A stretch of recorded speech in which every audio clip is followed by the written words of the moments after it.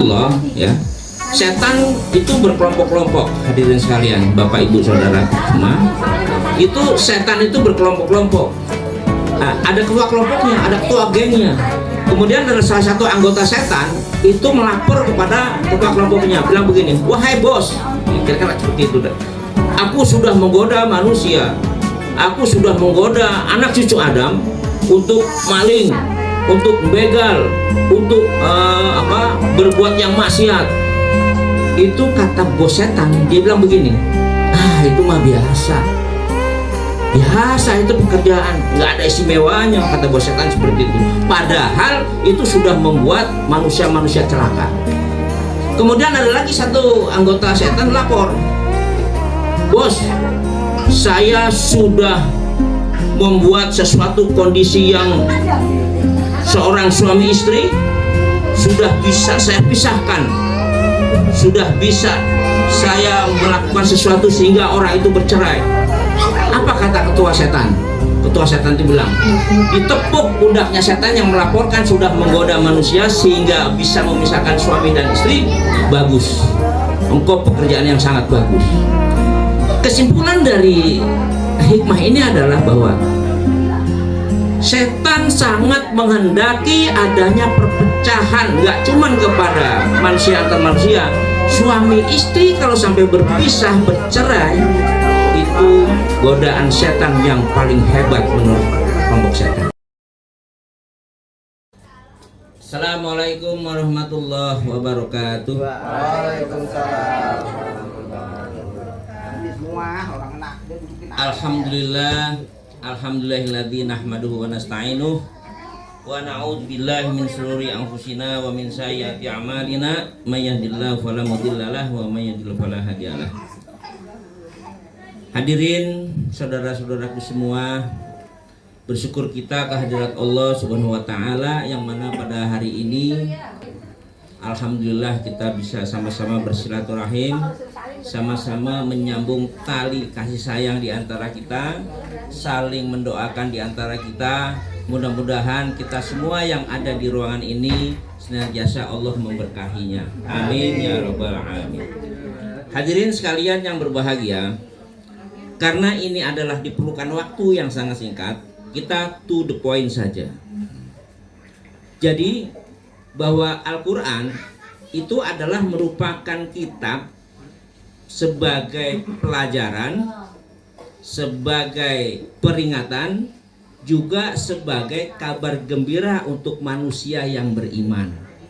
Jadi kalau orang ingin mengetahui bagaimana hidup, bagaimana setelah hidup, dan kemudian setelah kita hidup ini akan kemana, maka pelajarilah Al-Quran, tadaburi, dan amalkan semua apa yang diperintah, serta berusaha untuk meninggalkan apa yang dilarang. Itu Al-Quran ini seperti itu.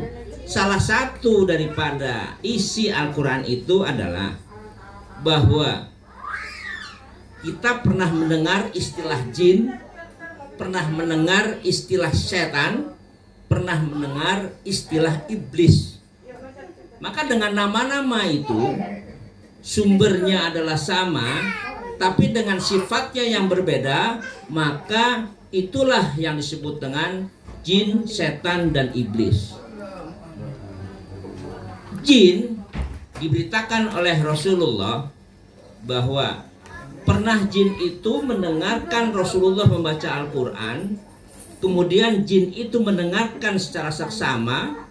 Setelah mendengarkan Al-Quran yang dibaca Rasulullah, kemudian jin itu kembali kepada kelompoknya dan memberikan informasi kepada kelompok jin, di mana teman-temannya itu dianjurkan untuk mengikuti Al-Quran.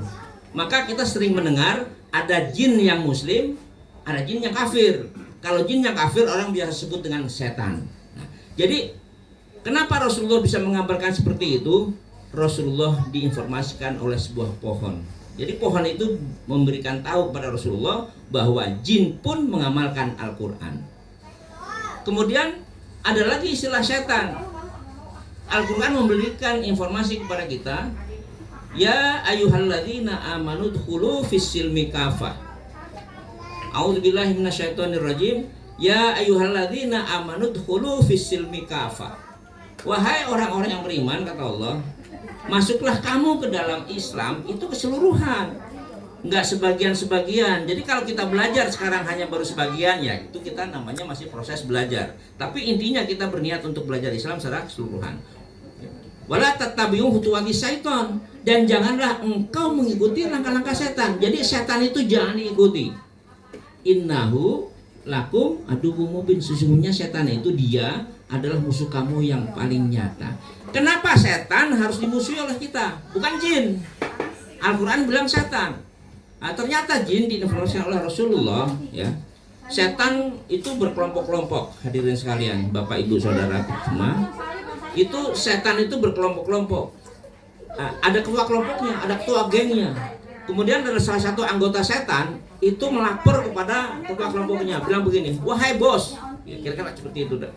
Aku sudah menggoda manusia, aku sudah menggoda anak cucu Adam untuk maling, untuk begal, untuk berbuat yang maksiat.